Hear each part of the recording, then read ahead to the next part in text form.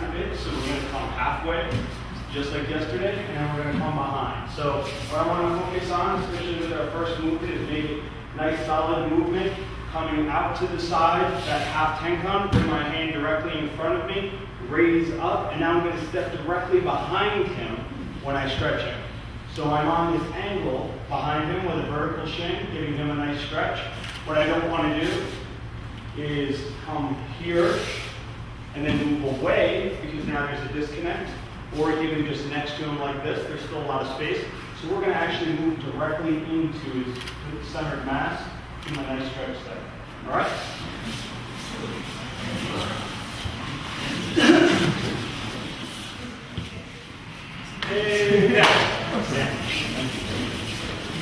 So now all we're going to do is let this come down and come beyond. So I'm actually going to move to his open side, which I'm not a big fan of, but with this movement, it's in a position where you can do so. So I'm going to allow him to cut down as I move out of the way. So rotadori is going to be this cutting down motion, right? So he's giving me a certain amount of force there. Instead of just staying here, and then last time we moved to his Ura side, this time we moved to the Omote side. So as he comes in, I'm going to step back and let that go beyond, right? So from here, step back, lead him past me. Step back, and then one step back.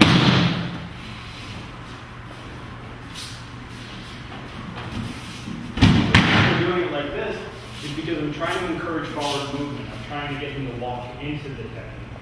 Very similar to what we did yesterday, where you have the person fall into it on their own. Same thing here is I want him led into this and pass. So lead him in and then pass.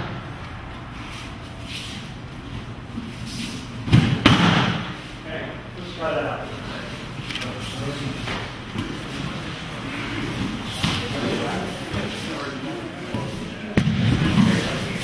Look again real fast, just because we tapped into a different part of our range, right? So first time we moved in, we entered.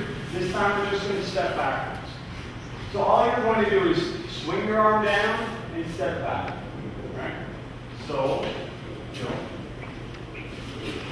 your partner's coming in, they're coming in, they're coming in, they're going to come past. That's the movement. So it's going to be a very straight line. He cuts down, past. So I'm putting my hand just into about his thoracic spine, give him a little bit of movement, continue that movement by. Not really pushing a whole lot, I'm just extending so he continues to go past.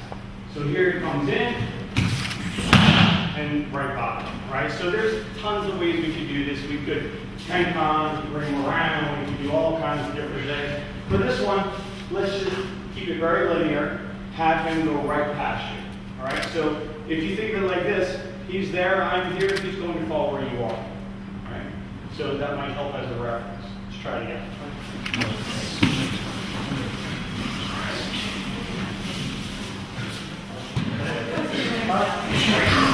All right,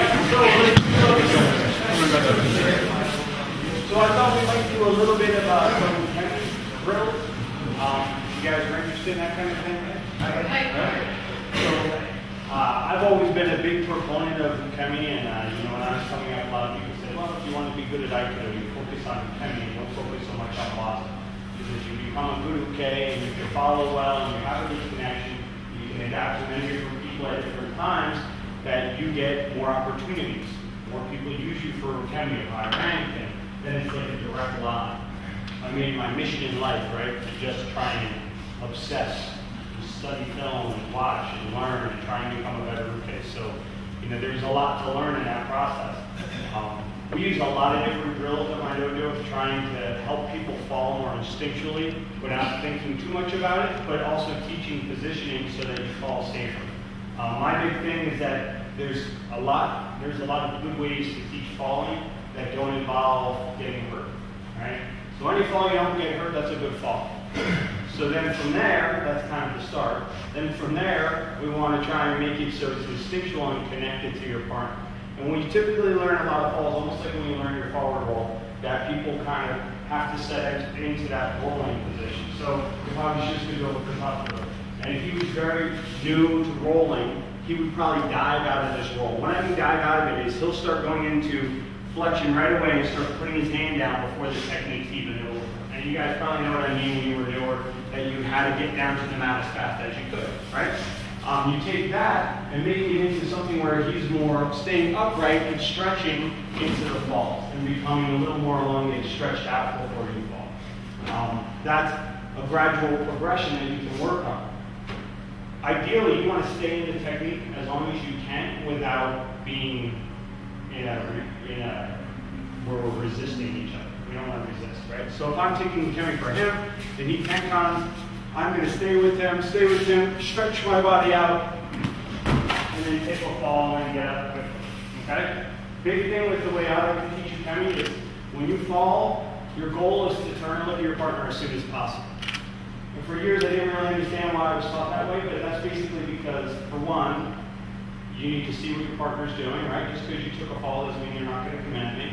For two, in a seminar situation or something like that, you want to turn and look where you were thrown, as opposed to looking away because somebody else could fall in. All right? So a drill we're going to do today, and whether you're forward rolling or back falling, is he's just going to stand up, and he's going to get away from me and walk right past me. All right? So walk straight past. Okay? So now what he's going to do the same thing, walk past me. I'm going to put my hand on his elbow, elongate his body, give him a stretch. That's all we're going to do. Now we're going to go to the other side, stretch. So he's going to really try to open his body up, get on his toes, and then fall. So falls don't work well when you're flat-footed, right? Which, I don't really want to flat-foot anyway if I'm running. But if you want to be very sensual in your kemi, you should be on the balls of your feet almost all the time. In other words, if I'm taking kemi, I'm kind of in the state where I can move around, and I stay right on the balls of my feet. When I transfer to my heels, options become very, very few. Because now you're completely weight bearing on both feet. You can't move as fast. If you think of it like running or something like that, you're typically pitched forward a little bit. Kemi, same thing. If I'm going to be brought in for, say, a rebound out here or something, now I'm going to be on the balls of my feet, stay with him, and be very kind of connected to him. What I'm not going to do is come in and drop my weight down. And for a lot of reasons, primarily because if I want to feel like a connection between me and my partner, I want to be able to take a high fall if I need it, back fall if I need it, have a lot of options so I don't get hurt. Does that make sense? So on this walk path, all we're going to do is, if he can't forward roll yet, he's still going to elongate and then tuck the leg. Come on, back, come on. I guess it should be being one. Elongate and then tuck the leg. That's all you're going to do. Walk away, give me some movement. And it's important you take distance so he kind of checks his head, and then sometimes I'm not going to do anything, just to mess with him. Right? Make sure that he's not so into the fall that he's just doing what he wants to do. Which that's what happens when you're kemi all the time, is you get so programmed that you don't become instinctual. So this is a great way to trick your brain, and then try and have it so you're not so stuck on I'm falling, now I'm going to fall, here it comes the fall. Now it's going to be more instinctual, and you'll just have to react. Okay? Now again, if you're not forward rolling yet, it's just going to be stretch, then tuck left. Like that on there. Alright? But either way, I want a nice elongated spine, and you're going to be taking your time before you fall. Alright, let's try it out. Watch your space and make sure you can walk back and forth, okay? Alright, so take a look, just give your partner there again. So now our breathing is huge with your falls, right? You ever get the wind knocked out of you? Good times, right? Alright, so getting the wind knocked out of you is literally because you took a deep breath before your fall, and then maybe you hit in a way that your diaphragm had to force this air out. It's a horrible feeling. So when you fall, I use my breathing for timing a lot. And my breathing is kind of how I keep my tempo of my fall, all that good stuff. So this is a great way to work on your breathing tempo, is that you're going to inhale before, you're going to exhale after. And what it's going to do is it's going to relax your body a little bit before the fall, which is going to make you lighter for the fall. And also, if it's a direct fall that's fast, and everything goes wrong, as long as I have that wind out, I have a better chance of getting away from this stage without getting hurt. So when I walk, I'm just going to walk and not even think about anything, and then when I feel, I'm going to take a deep breath and then go into that fall. Now what I don't want to do on this fall is I don't want to get here, do this, right, and then dive bomb in like that. So if your partner's falling really close to you, then it's an easy reference to see they're kind of ducking out of it. As a beginner, you might have to do that, but then you're going to get away from it, right? And what we're going to do is try to get away from it, so as I'm moving, it's very elongated and more relaxed. Does that make sense? Now from this simple drill, and you're going to do more with it, is we can do a lot of things. So you can start each other just with this to get each other to relax, all right? Help with the falls, pick each other out, all that good stuff. Then what I can do is I can say, okay, this time I'm going to take him and I'm going to hold him down into a great fall position. And I'm going to have him practice his landing of his high falls, and we can slap. And we can work that position, right? Then from there, I can even take a step further, and I can actually put him through that great fall all the way through. So you have this building block that you can go step by step by step based on your partner's ability. Now the nice thing is it's low to the ground. You don't have to worry about getting a whole lot of air. We're not going to do any high falls or anything like that, but I want you to see the progression. The main thing we're going to work on today is we're going to work this walk by a couple more times, and then we're going to look at that high fall position, and we'll talk about why I like to work a specific landing for high fall. So for now, just a couple more minutes of this, and if you're feeling good, you can walk through a little faster, where you can increase speed a little bit. I can try and take them out a little bit, try and keep it very instinctual. And just soft hand, extend that. All right, 2 more minutes.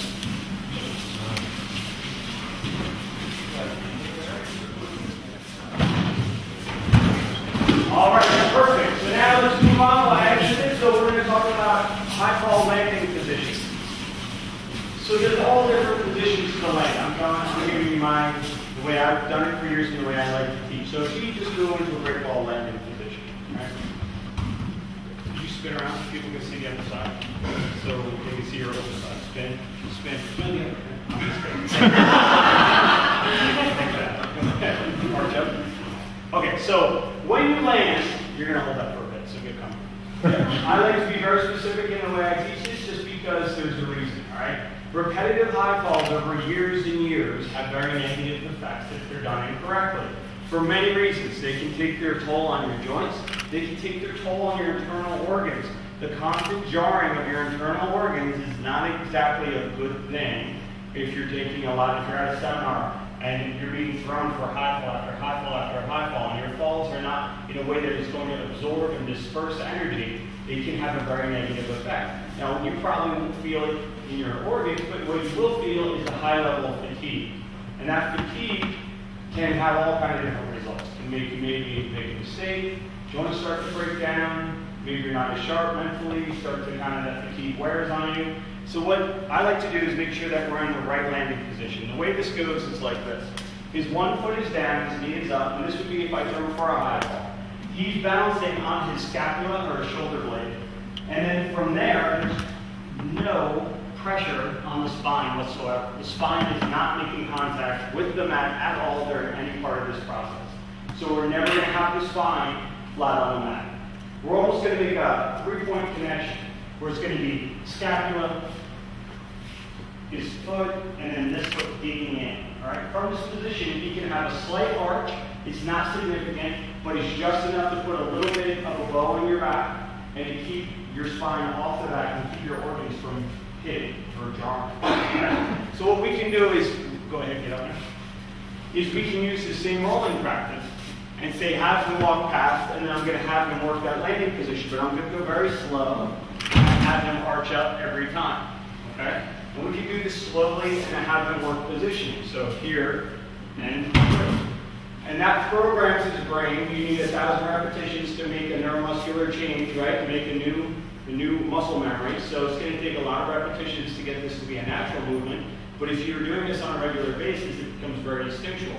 Then we're standing up. We're doing a technique, whatever. It's going to go right into that position. Okay? And from having the experience of having people try to kill me for years with concussion, that I can tell you that this is a much better way of landing that doesn't take its toll on your body so much. You can take a lot of impact over a long period of time. 3 days of impact with high fall after high fall after high fall. It's like you go home, I used to be like a cripple. I'd be like, this is horrible. For a week, I couldn't walk right. It's just, there's got to be a better way. I look at my seniors and they're all like, yeah, your hip's going to go bad, your knee's going to go bad. I'm like, well, that's the future. That doesn't sound so good. So, there's certain things that different teachers have talked about, but putting it all together into a way that you can disperse energy and take high repetitions of hard falls without jarring your body in a way that's detrimental too much, you have to look at that, right? So what we're going to do now is we're going to learn the landing position solo. We're going to do a walk past and do that, okay? So why don't you all take space so you can lay down. And all I want you to do is you're going to lay back, and you're going to put both knees up, and you're going to put one hand out at a 45-degree angle. From there, I want you to slightly arch up and roll to the side of the arm that's out at a 45. From there, your spine is off the ground. My chin is slightly tucked, so my head isn't touching, so my cervical spine's in flexion, and I'm just looking towards my legs. So my high leg, the leg closest to my arm, is up, and then, I'm sorry, that one's straight, and the other one's up. I'm backwards. So if I'm like this, that even keeps my hip off the ground. This leg is up, this leg is down. I'm using the blade of one leg and pushing into my heel on the other leg. Now you guys are all going to have the unfortunate experience of staying there so I can walk around and correct you. So just get comfortable. So you'll know you're doing it right if your spine is off the ground, your neck is in a little bit of flexion, so you're looking down. You're digging in with one leg is pushing heel, and then the other one is side of the foot. Good. Now everybody rotate to the other side. Slap and turn. Here we go. And don't roll to your side. If you go too far to your side, then you're going to take impact into the side of the shoulder, and that's going to sustain an injury. So the difficult part when learning this is some people like to rotate too much onto their side. You don't want to be on your side. Slap, go to the other side. And as you slap, I want you to arch up. Other side, slap, and up. Don't hit your friend next to you, all right? And switch. Good. Get a little more onto your scap and off your side a little bit. There you go. Slap. Go. Switch. And arch up. Switch. Arch. Switch. Arch.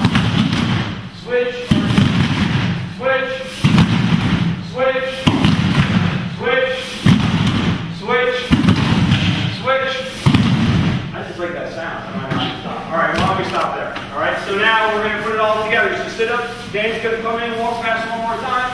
And here we go. We're going to test that out, but I'm going to go super slow and just put a little pressure down. Now, you're not going to do this if you're not forward rolling yet. You're just still going to do your tucking back roll for now, okay? If you are forward rolling, you felt good with the last part, extend, and he practices that position. Now, a big thing that happens when people learn this is they'll tend to, let me see what's up there. Yeah. They'll tend to almost fall onto this slapping arm. Right? You show it wrong. So if you keep your arm almost under you, then that's going to be an issue, right? We want a 45-degree angle out here. No stress on the joint. It's natural movement. I don't want it all the way up here because it's going to elevate your scap. I want here just a 45-degree angle. All right? So I want you to be specific and just use it as a drill. Okay? Go ahead.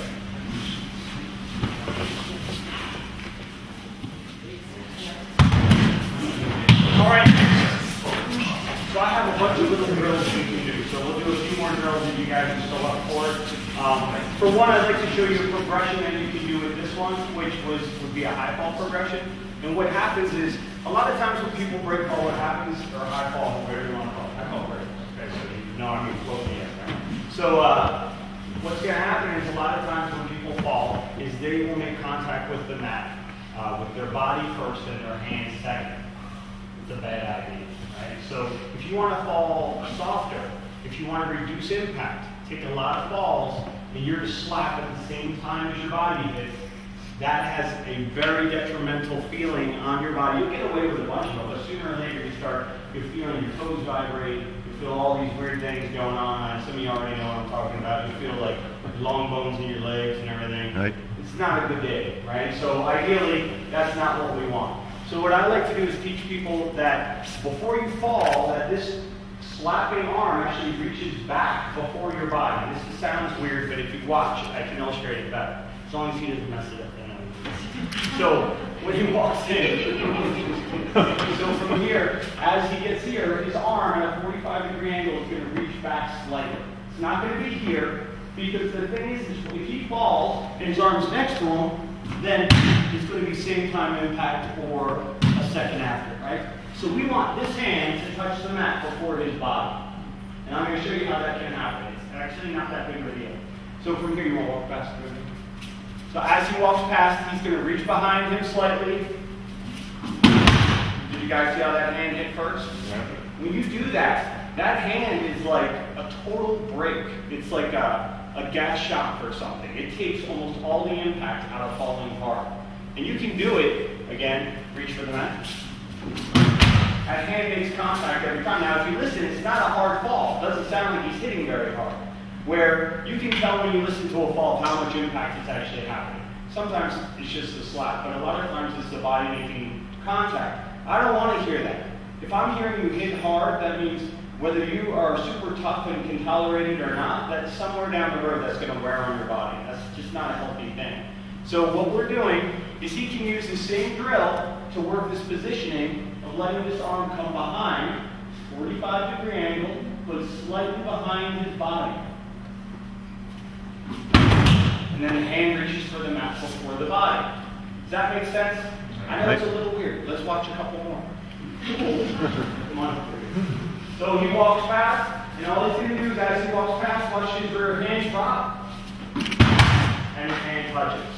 Okay, other side, his hand goes behind him first, and then it touches before his body. Can't even stress how much this would change everything about how you hit the mat. And it allows the impact to be much more enjoyable, where it won't toll on you. I mean, you'll be able to fall over and over, and this isn't going to beat you up. And this is only out of necessity of looking at how Kevin works for a lot of years, and trying to figure out how to teach my younger ranks in my dojo how to prep when they were starting to high fall. Because typically when you start high falling, it's very hard impact, right? So we wanted to try and figure out a way to make it softer so they have more longevity. So it's literally reaching back here for the mat before you fall. Does that make sense? So this drill is going to be used the exact same way. We're going to teach on all fours. All right, so what we can do is we can do another drill, and it's just going to kind of simulate a fall. He's going to give me a cross arm. Give me this one. I'm going to come around, take his elbow, bring him over into that fall position. Right? And what I can do is I can increase a little bit of intensity. If he's very good at it, I can cross and elevate and have him get that hand in the mat and disperse this energy back and forth. So if you guys want, we can try this because it's very easy even for beginners. If I'm doing it for the beginner, I grab the wrist, I take the elbow, I let them roll over. Now look at where his shoulder goes. His shoulder naturally drops like a forward roll. He lets his body spin over. He goes right into that landing position. Again. Hand like we're shaking hands. Elbow, arm is crossed to his hip. And over. Okay? This is also a great way of teaching forward rolls. If you guys are struggling with a forward roll, come on now. I can cross, get him over his shoulder. There's your forward roll. You don't always get over his shoulder. It's an easy assist to get his head down. There's your forward roll. So we can go up and up and up from here, take away the fear or kind of the confusion of coming up so high or putting the shoulder at risk. And it's just a safe way to do it. So let's try this into that break fall position, but only elevate if your partner is a little more advanced. Okay? Try that.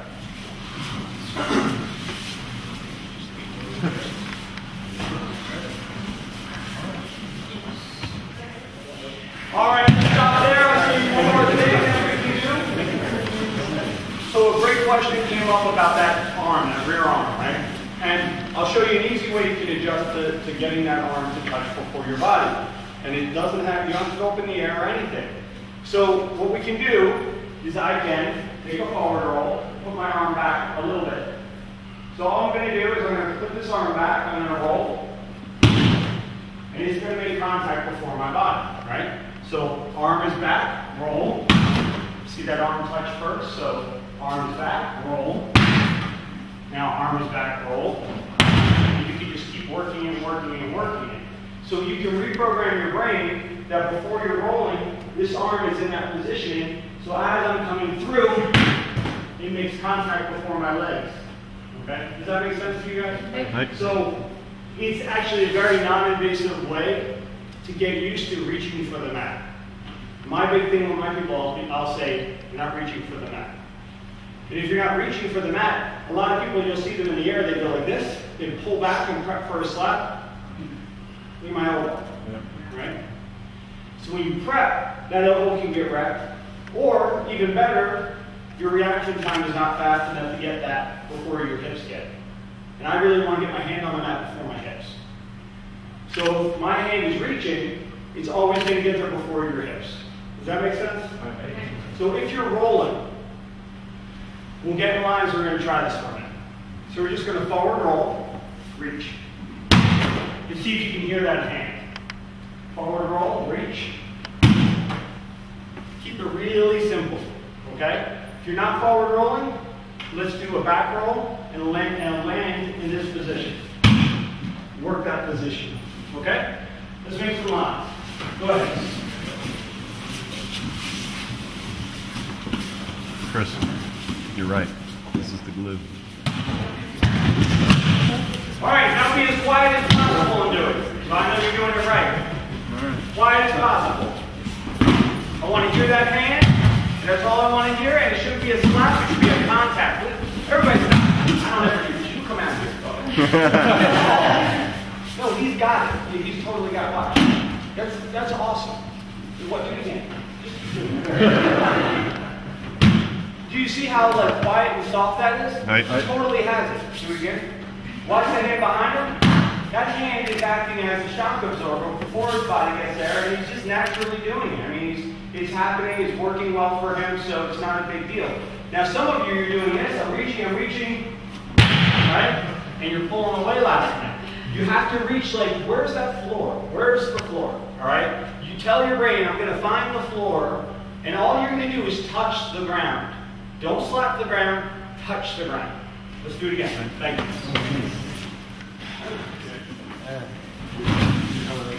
All right, stop there. So now if you can't do this rolling quiet, right, you're not going to fall softly for a high fall. It's just not going to happen. If this is loud, this practice, then there's no way your high fall is going to be soft. Is that fair to say? I mean, does that make sense? So now let's do the exact same thing, and now we'll put everything together. I wasn't planning on going this long, but you guys are doing really good, so I feel like we should keep going. So let's forward roll, hand back, and then we'll do that landing position. We're not going to go in the air. All we're going to do is hand back and touch the ground. So hand back, and we use a cue that's an audible 1, 2, 3. Right? It's going to be hand, foot, foot in that order. Hand, foot, foot. If you do this right, and that's in that order, you have everything you need to high fall softly. All right? But if you're hearing a 1 or a 1, 2, then there's something missing. So it's going to go hand, foot, foot every time. All right? Go ahead. All right, take a look at your lines. We're going to stay with this for a minute more. So now, can you slow it down like we used to like to break your control every slot? Come on.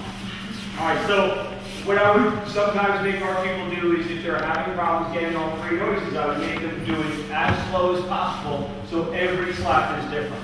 Let's see, he hasn't done this in years, so I don't know if he can do it. So. There we go, okay? So that way you can kind of develop it. Don't sit up out of it, stay down in that brick ball position. So it's going to be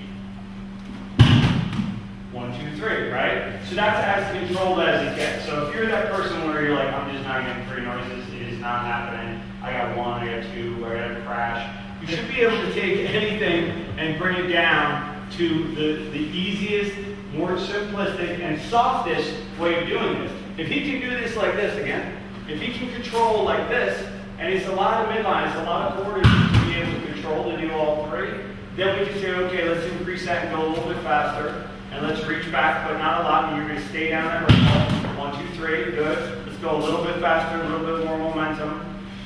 And then you can just continue to increase speed, intensity, and then we throw, and you have it. Okay? So we're going to do this again, because I feel like you guys are so close. For whatever reason, like all the green belts are getting it faster than other people. I feel like we have to work quickly and try and write that out, try and make sure all the black belts get it. So let's try again. Go ahead.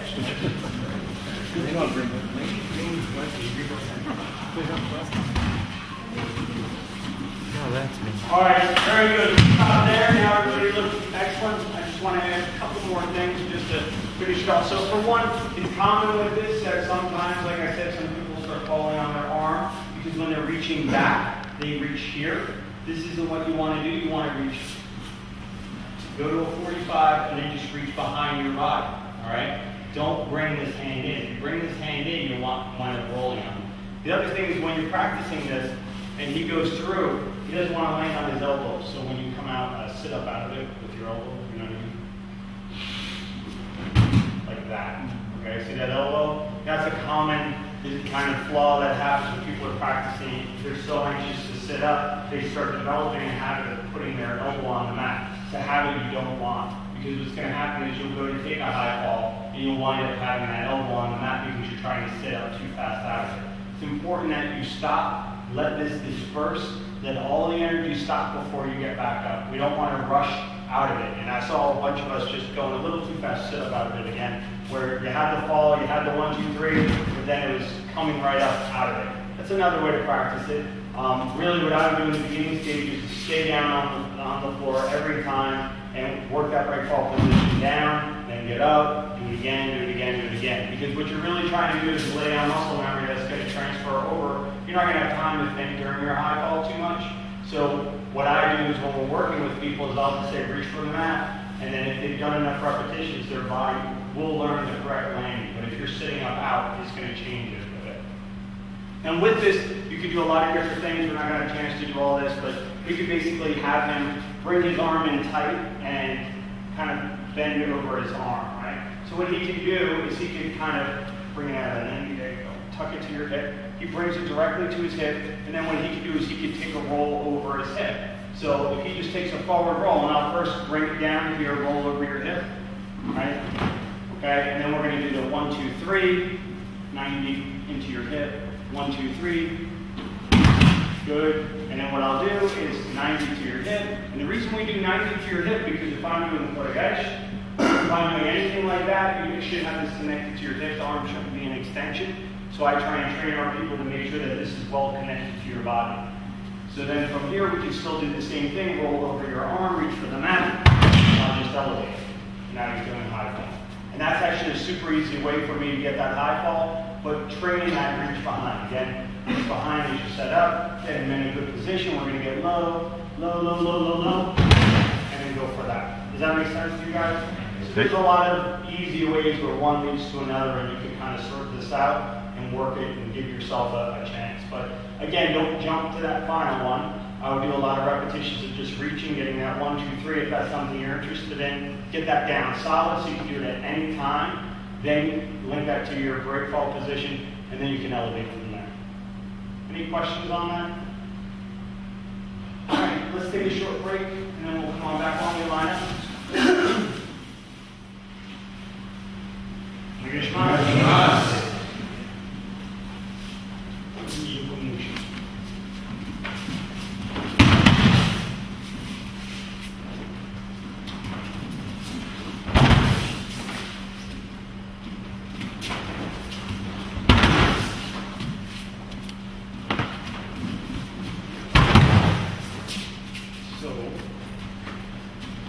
Just like yesterday with direct entry, except we're going to come cross, okay?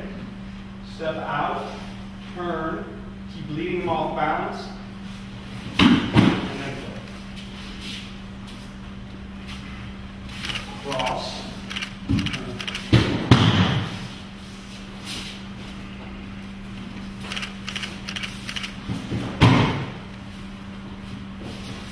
Hey, with your partners, please.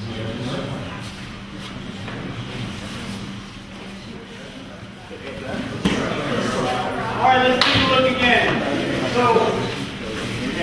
So if you step in, you can block your own footwork, and then you'll get stuck. So if I step here, right now I go to turn, you get stuck. So we need to move all the way out here. Take his balance out to the side, and then continue, and then I have a nice clear entry. So when you step out here, so you have to make way for your feet, right? So when we enter out here, and obviously you have that elbow if you needed it, but we don't really need it. Here's it. Try this. Alright. Okay. Alright, take another look. So we don't want to do is let go and bring our hands too fast. So we don't want to enter in and then let go of this and just turn, right? Because now you have the hand behind you that's active. So from here, we're going to pressure into this. We're going to hold it, trap it, rotate, and then I turn. Right? So you have to immobilize that secondary hand. I'm just going to trap it up against my hip. That way I know where it is. But we can't enter in and then just be like, right? So from here, I need to know where that is. I'm going to pin it down, turn, and it's going to get all this locked out. It's going to bring him more on an angle, not allow him to come back upright, and you'll feel it's a lot tighter and easier to do. Okay? So we're going to do a couple other techniques from this opening, but I want us to get it down a little more. So let's trap that arm and then we'll move on from there. All right, next. So now we get movement and going to something else. So from here, moving out, turn, and tighten out. Okay? Same side here, trap down, and straight across. Here. Down, cut the neck. Hand is going to load up automatically because of the nature of it. You're drawing him across your hips, so that's kind of a nice added bonus. So here, trap, turn, and load it. There you go.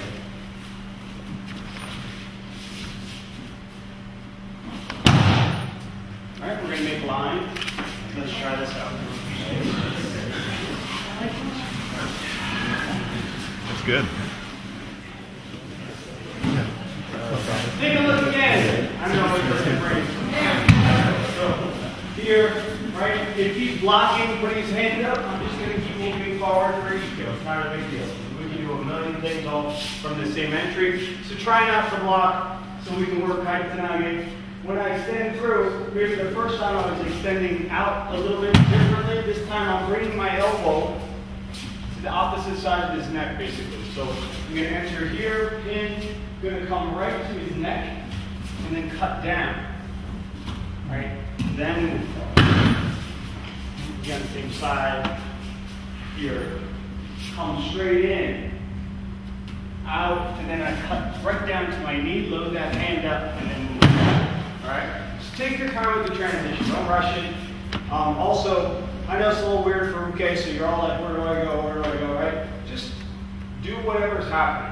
So if you try and duck out of it, it's going to change the dynamic a little bit. So if he sees this happening, and he starts stretching before me, right? Well then I'm just going to finish. Okay, you're going to follow through. Don't get so hung up if it's not going perfectly. Just finish it. Do it again. And then we'll work with whatever you're getting. Okay?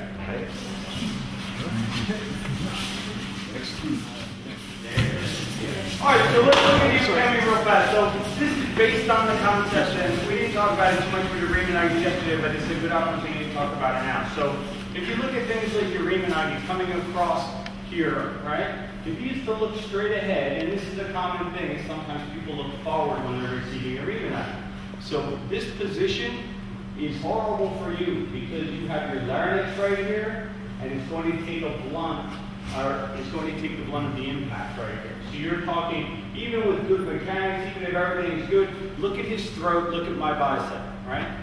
So I was on the unlucky side of receiving a very hard hit early on, and I remember popped my larynx so bad I couldn't eat solid food for 7 days. So I'm very emphatic about how I teach people to take the chemi for a Rimanage, and it was kind of like a sweep where I was kicked out. I went airborne, but it was a direct hit to my larynx. So you don't ever want to be looking straight ahead at an arm coming at you. So you should always have these tilts going on. So the nice thing is, he has this, oh, don't do that, it's slack. He's got this nice thick SCM muscle right here, right? It's like a big cord. You see that thing right there, right? So these sternocleidomastoids here are great protectors from any kind of force coming at the neck. So if I set him up, let's say a Rimanage, and he just turns his head slightly, I can kind of put a little impact into that, and he's very well protected by that. But in the middle, a lot less muscle, a lot more exposure. So if we look at it like a V, kind of coming down here, you're exposed most here. So you never want to receive impact or even offer your throat in a way that's going to be straight head on. You're always going to be tilting one way or the other. That doesn't mean turning out. It doesn't mean ducking out, because now you put yourself in a whole other dilemma. So we're just talking about tilting. By tilting, tucking my chin, you activate and you put a lot of tension through SCM, it gets nice and tight, and it acts as a protector. Right? Also protects your carotid artery, things like that. A lot of times when we do chokes, we'll talk about displacing and coming in and things like that.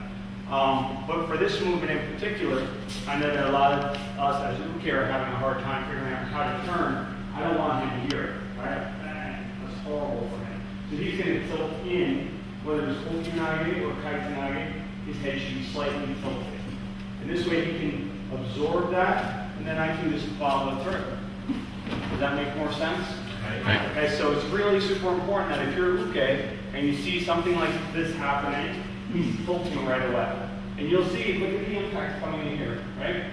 He can absorb that. Now if you keep straight ahead, right, turns to the outside even, not as good, right? So he turns in, and then that's going to lead right into Kaitanage. So some of the problems that you're having just getting through the technique is simply because Uke is a little uncertain of where to turn. It's the same. It's going to be the same whether it's Kokinage or Kaitanage. Just try to.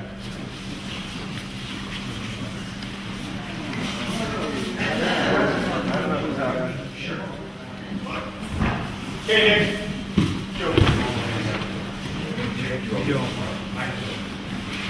So just a couple of it.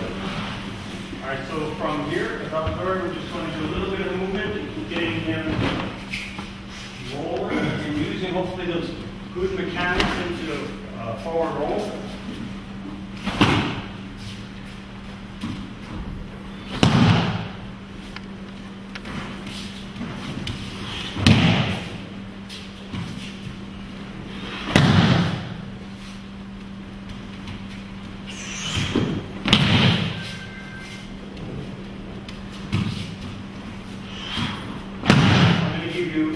Different things to do, all right? We're going to get in line, and what we're going to do is try and make it a little more spontaneous for your partner so they're not anticipating the fall. So first is hang on. Lead. From there, we can go directly in front for a multi.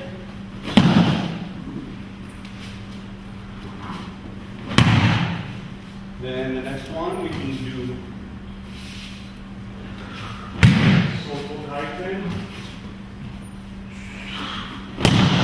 Alright. And then last one's a little tricky. Uchikaitan. Uchikaitan straight. Alright? This is a test. And see how many of you remember. It's a pass fail, so don't worry about it. Let's get groups, okay? You remember it all. He's like, he's not. Again. So, I know that one, the last one, we keep right into the little tricky. So the tankon, you guys pretty much have that, right? And then we're going Soto Kaitan to move forward. Drop his shoulders, Soto Kaitan. Now if I want to go Uchi Kaitan and go past them, then it's like, if you just hang out here, I'm going to be walking to here. All right, so I'm going to walk right past them. So from here, I come out to the side, raise, draw, right? So all I'm doing is just a straight walk. Drop the shoulder, straight walk, walk, walk, walk. Does that make sense? Okay. And then that last one's a little funky at first, but just think of it like you're going to walk right past where they are. All right? Try it again. Thank you. All right. So, a lot of you have your weapons with you. Hey. How many of you have weapons with you? All right, let's ask this. How many don't have weapons with you? We got enough. Do we have enough? We have enough. Yeah. Yep. Do a little vocab maybe? Whatever you like, Sensei. So, you guys want to do a little vocab more? Aye. Okay. Why don't we all get vocab? As long as I get one, too.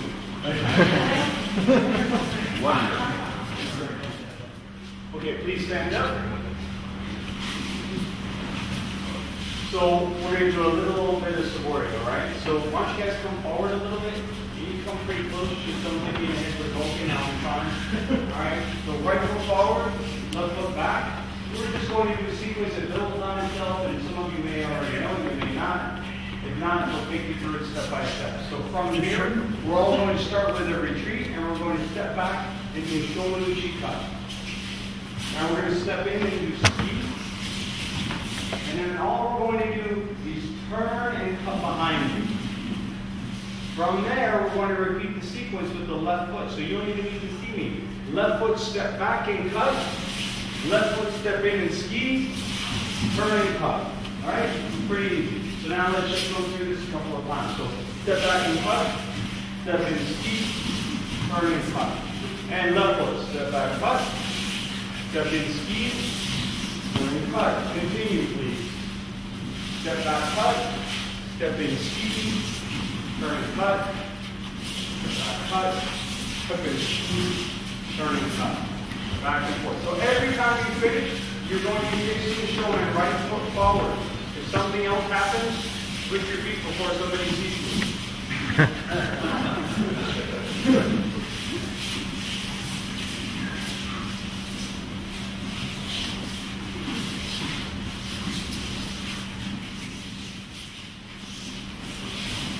All right, next, stay standing. So this is going to be number 2. Build on number 1, just as easy.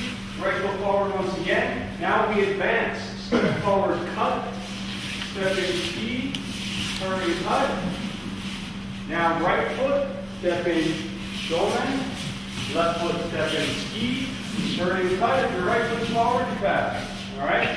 Again, left foot, right foot, turn and cut. Right foot, left foot, turn and cut. Again. 1, 2, and pivot.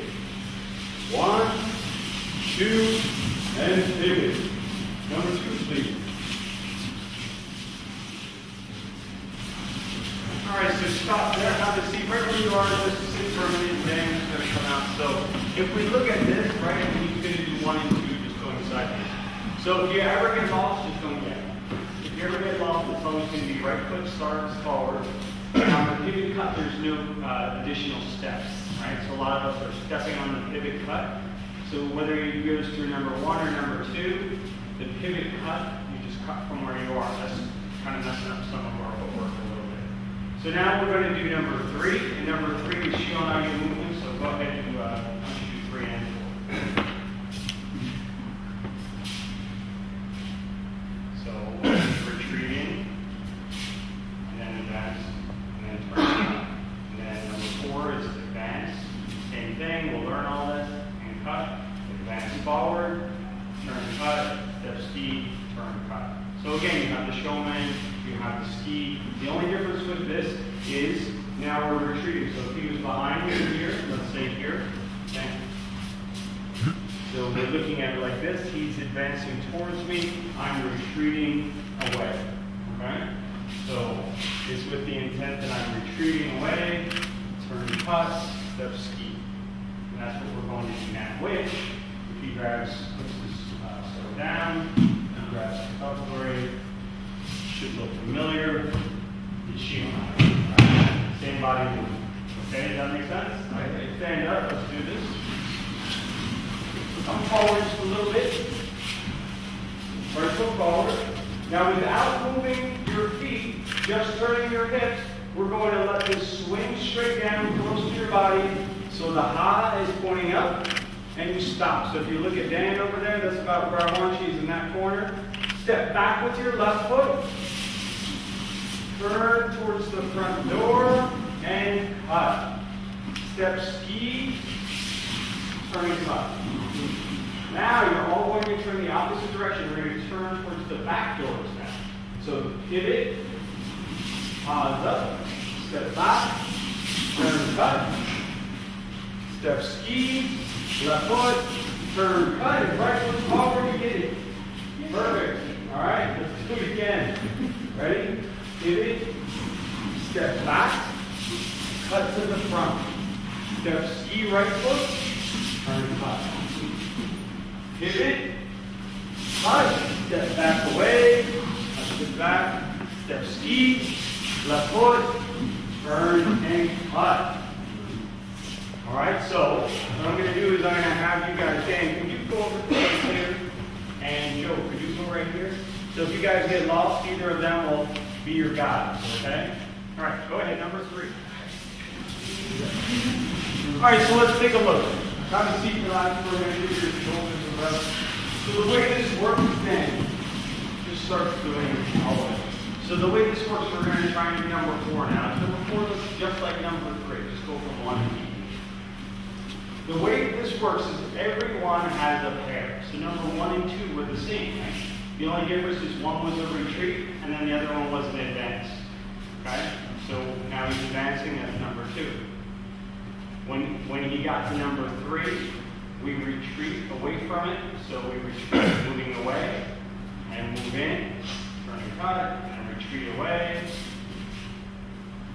turn and cut. And number 4, he's going to step in as he turns and cuts, right? And in advance, everything else is the same. So they have this partner. So I know there's 8 of these, but basically they all have a match for the most part. So if you can learn one, you can learn the other. And all you have to do, the easiest way to wrap your brain around it, is to try and understand that they're all done in pairs. One's an advance, one's a retreat. And once you get that down, then you can learn it easier. If we look at even 5 and 6, could you do 5 and 6? Which you're not going to do these yet, but just to give you a reference. So number 5. And then number 6. Retreating, one's advancing, one's retreating. So that's constant all the way through all the sequence. Okay? I know it's a little confusing, but I have a way of trying to get it into your brain. After we get the mechanics a couple times, what I'm going to do is I'm going to have you do just the odd numbers, then just the even numbers, and I'm going to mess with your brain so bad. So, and that's actually a phenomenal way to teach people how to do it. Is once you learn the sequence, I'm going to put it upside down. We're going to do it backwards. We're going to do it odds, evens, all kinds of stuff. So let's get to 4, and then we're just going to try and just probably stop at 4, but learn it. Okay? Come on up. Let's do number 4 together.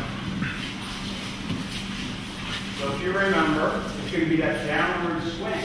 Well, all I want to do is I'm going to step with it behind you. So this is what we're going to do. This was swinging down before. Now take your right leg, it's going to step to the back of the room.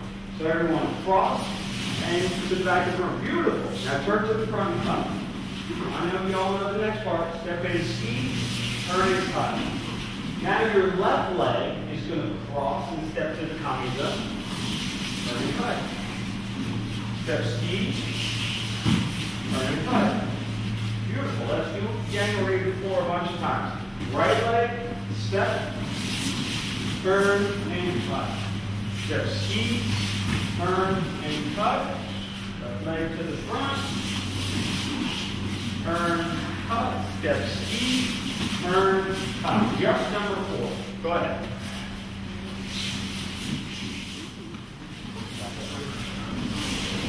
All right, stop there. Very good.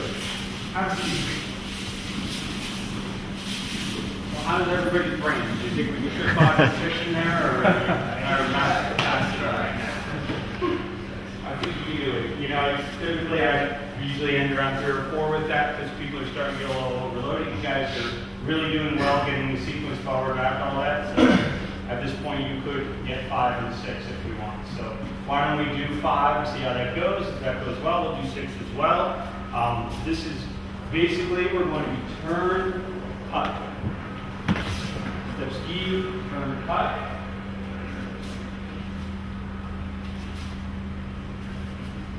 We're working off of a 90, okay? The 2 directions you're going to strike, you'll be striking to this side, and you'll be striking to the back.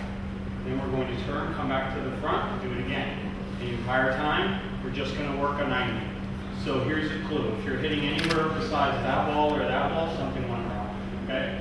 So let's stand up. Let's try it out. We're going to want to migrate this way a little bit, down to the tatami so that people down there have a little bit of room. So first thing I do is I look where I'm going to go. So an attacker's coming in here. I look. I'm going to bring my bokken up, cross step, and cut. Your left foot will be forward. Good. Stay there. Now this is easy. Right foot, step ski, turn and cut. Freeze. Don't move.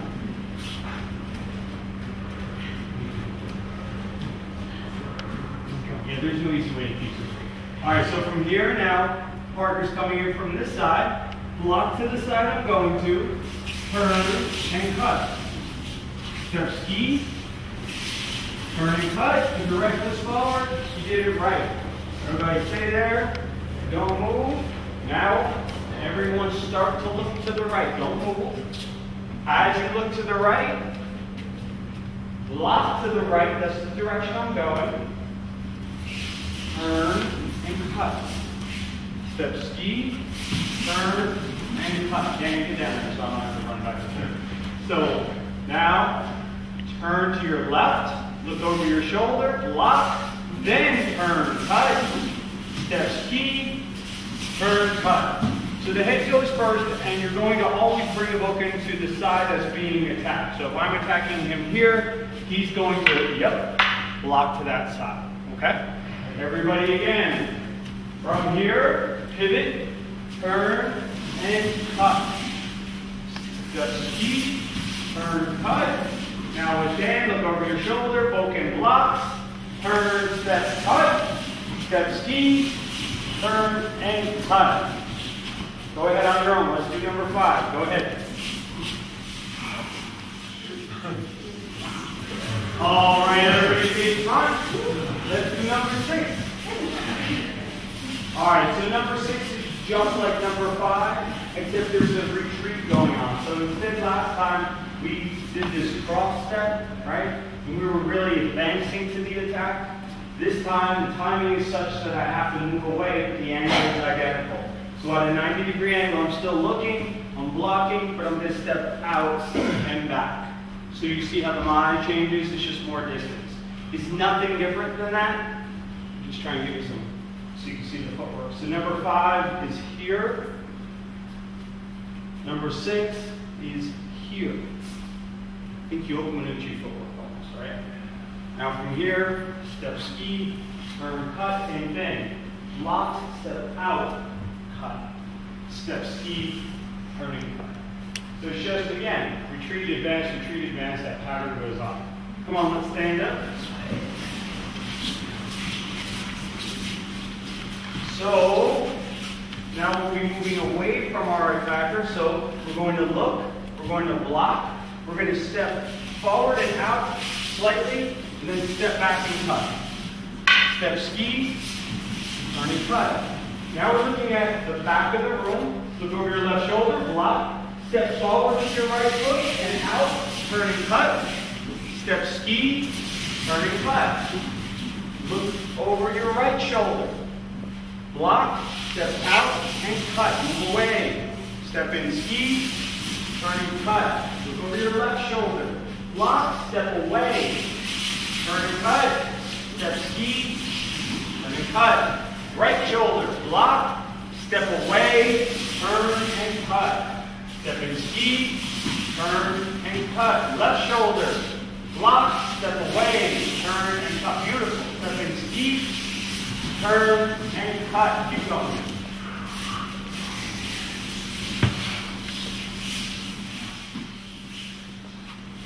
All right, stop there and have a seat. And you can rest. Okay. So the next thing is, I'm not going to take you to 7 and 8 because honestly I don't want to overload you with something you're going to forget. So if you practice the 1 through 6 and you get them down, there's some really great things you can do with it. So you can even do the whole thing from sort of awesome.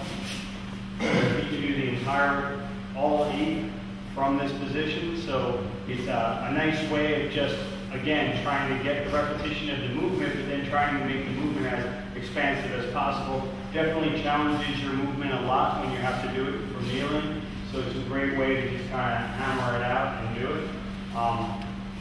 As he's doing this, you can also do a partner practice with this, where we can set up at every angle with different ma'ai as far as the partner being close or far away, so you can see why you're advancing, why you're retreating, and then you see how that works as well. But this is a nice thing we have our students do, just to try and, if they have it down really well, I'll make them go to this level. If they have good knees, I'll make them do this. And then when they get this down well, then I'll do the same thing. I'll challenge them going 8 to 1, 2s, 4s, all that good stuff, and through. And then you'll see him, I think, do 7 and 8 coming up. So we get a good sense for that too. Okay. Any questions on that? Yes. 1 and 3 sort of a retreating motion. And then the other one's flipped. Right. 5. So as far as the order of retreat advance, that does get flipped as you go. So there always is a retreat and there always is an advance, but it does change at 5 and 6. So yeah, good question.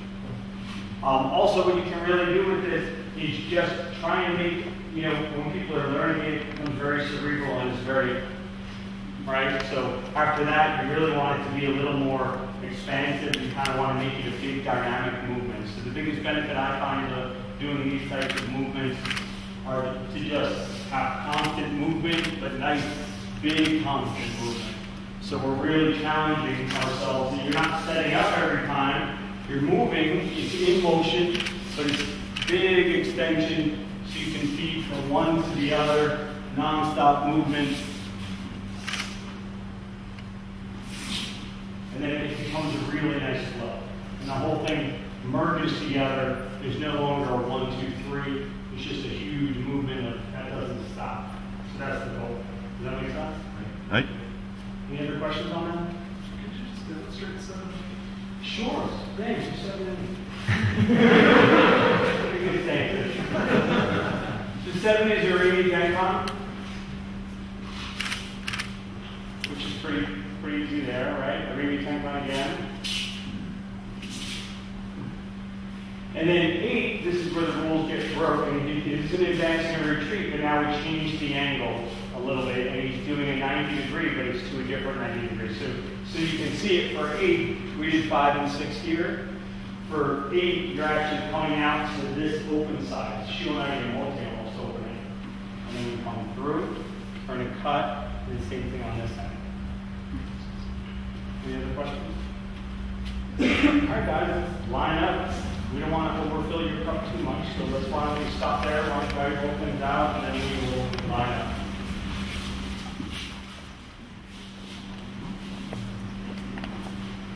I just wanted to thank Sean, and I wanted to thank Castle Rock and everybody that was so hospitable to me, Paige, and to Dan and Joe throughout the weekend, and everyone else, and the visitors that came out. Just the hospitality was amazing. You guys are a great group. I had a lot of fun. I hope you guys did too. Hope you got something out of the weekend. Like I said when we started, my goal was for you guys to have a good time and just really try and take 1 or 2 things with you that could help you out down the road, and hopefully just keep you safe as well. And I really appreciate the fact that you all tried my craziness all weekend long, even if you probably didn't quite understand where I was going with it, and maybe sometimes weren't thrilled with it, but you all gave it 100% effort, and that means a lot to me, because I know it's hard, especially when the concepts are a little different. But you guys really did great, and it was neat to see how you're picking things up and just playing with them. So that kind of thing, if it continues, that's really what develops, right? In all different directions, just playing with concept.